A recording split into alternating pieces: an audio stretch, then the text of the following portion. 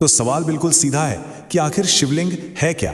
क्या यह सिर्फ एक पत्थर की मूर्ति है या इसके पीछे कोई बहुत गहरा, कोई ब्रह्मांडीय सच छिपा हुआ है? चलिए इस स्रोत के आधार पर इस गुत्थी को सुलझाने की कोशिश करते हैं। आज की हमारी ये जो यात्रा है वो इन 5 पड़ावों से होकर गुजरेगी।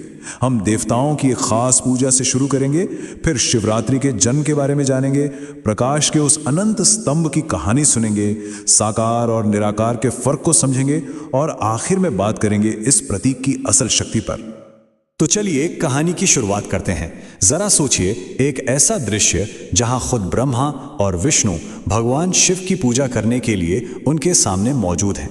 ये कोई मामूली पूजा नहीं थी, बल्कि ये एक बहुत ही दिव्य आयोजन था, एक कॉस्मिक इवेंट समझिए। अच्छा, अब यहाँ एक बहुत ही दिलचस्प बात सामने आती है, वो है पूजा में चढ़ाई जाने वाली चीजों का बंटवारा। देखिए, ग्रंथ के अनुसार 2 तरह की वस्तुएं चढ़ाई गईं।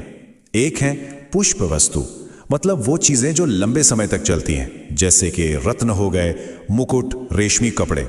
और दूसरी है प्राकृत वस्तु, यानी जो कुछ ही देर में खत्म हो जाती हैं, जैसे फूल, कपूर, धूप। इससे यह पता चलता है कि वो पूजा कितनी भव्य और कितनी संपूर्ण थी।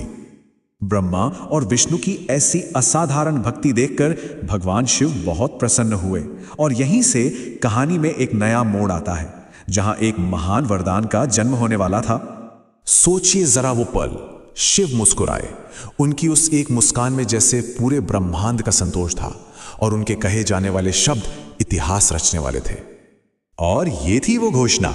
भगवान शिव ने उस दिन को शिवरात्रि का नाम दिया, एक ऐसी रात जो उन्हें सबसे ज्यादा प्यारी होगी। यहीं से शिवरात्रि का दिव्य उद्गम हुआ। तो फिर इस वरदान का मतलब क्या है? शिव ने खुद बताया कि शिवरात्रि के दिन की गई पूजा पूरे साल की पूजा का फल एक साथ दे देती है, लेकिन शर्त बस इतनी थी, उपवास और अटूट भक्ति। और यह बात लिंग यानी निराकार और मूर्ति यानी साकार दोनों की पूजा पर लागू होती है। यह कितनी खूबसूरत उपमा है ना, कि जैसे पूर्णिमा का चांद समुद्र में ज्वार ले आता है, ठीक वैसे ही शिवरात्रि की तिथि वो आध्यात्मिक ऊर्जा और धर्म के उत्थान का समय है। ये उस दिन की कॉस्मिक पावर को दिखाता है। चलिए अब हम कहानी के उस हिस्से पर आते हैं जो सीधा सीधा लिंग के रहस्य से जुड़ता है। शिवरात्रि की घोषणा करने के बाद शिव ने अपने प्रकट होने की कहानी सुनाई। तो ये सब हुआ कैसे? मार्गशीर्ष के महीने में जब आद्रा नक्षत्र का खास संयोग बना, तब शिव पहली बार एक अनंत ज्योतिर्मय स्तंभ के रूप में प्रकट हुए। मतलब प्रकाश का एक ऐसा खंभा जिसका ना कोई शुरुआत थी न कोई अंत।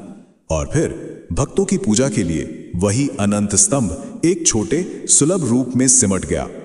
तो ये ज्योतिर्मय स्तंभ आखिर है क्या? ये ईश्वर के उस असली रूप का प्रतीक है जो अनंत है, जिसकी कोई सीमा नहीं, जो शुद्ध चेतना का प्रकाश है। असल में यही शिव का परम निराकार स्वरूप था। और हां, जिस जगह पर यह दिव्य घटना हुई वो जगह आज भी एक महान तीर्थ स्थल के रूप में जानी जाती है, अरुणाचल के नाम से। इस तरह देखिए एक पौराणिक घटना कैसे भूगोल से जुड़ जाती है। तो अब कहानी से आगे बढ़ते हैं और दर्शन को समझते हैं। शिव के इस तरह प्रकट होने से ईश्वर के स्वरूप का एक बहुत गहरा सच सामने आया, जिसे समझना बेहद जरूरी है। ये यहां का सबसे अहम बिंदु है। शिव बताते हैं कि उनके 2 रूप हैं। एक है निराकार, यानी बिना किसी रूप के, जिसे ब्रह्म भाव कहा गया, और दूसरा है साकार, यानी रूप के साथ, जिसे महेश्वर भाव कहते हैं। लिंग जो है वो उनके निराकार परम सत्य का प्रतीक है, जबकि मूर्ति उनके साकार व्यक्तिगत रूप का प्रतीक है। तो फिर लिंग की सही परिभाषा क्या हुई? ये सिर्फ एक प्रतीक नहीं है, ये शिव के उस निराकार, निष्कल, यानी बिना किसी हिस्से या रूप के और परम ब्रह्म स्वरूप का एहसास कराता है। ये परम सत्य का सबसे सीधा, सबसे शुद्ध रिप्रेजेंटेशन है। इस स्रोत के हिसाब से पूजा का एक क्रम बताया गया है। लिंग पूजा को प्राथमिक यानी प्राइमरी माना गया है, क्योंकि यह सीधे उस परम निराकार सत्य से जुड़ती है, और मूर्ति पूजा उन भक्तों के लिए है जिन्हें ध्यान लगाने के लिए एक साकार रूप की जरूरत महसूस होती है। तो आखिर में सवाल ये उठता है कि लिंग पूजा का इतना ज्यादा महत्व क्यों है? इसका नतीजा क्या मिलता है? चलिए इस विश्लेषण के आखिरी हिस्से में इसे समझते हैं। यहां पता चलता है कि यह सब क्यों मायने रखता है। लिंग की पूजा सिर्फ कोई रस्म नहीं है, ये एक ऐसा साधन है जो सांसारिक सुख और आध्यात्मिक मोक्ष दोनों देता है। कहा गया है कि इसका दर्शन, स्पर्श या सिर्फ ध्यान करना भी जन्म मृत्यु के चक्र से आजाद कर सकता है और भक्त को शिव के समान ही परमानंद की स्थिति तक ले जा सकता है। अगर संक्षेप में कहें तो लिंग एक पुल की तरह है। यह हमारी इस सीमित भौतिक दुनिया को उस असीम निराकार सत्य से जोड़ता है। यह अनंत तक पहुंचने का एक जरिया है।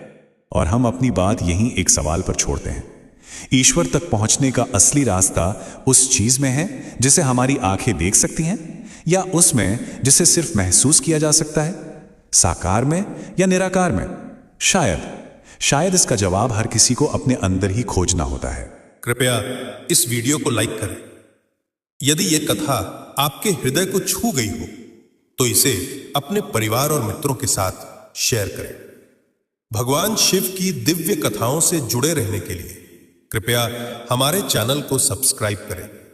अगर आप शिव महिमा और धार्मिक कथाओं में और अधिक गहराई से जानना चाहते हैं तो हमारा ब्लॉग www.shivpurankatha.com जरूर एक्सप्लोर करें। भगवान शिव की कृपा आप सभी पर बनी रहे। अगले वीडियो में फिर मिलेंगे। जय भोलेनाथ।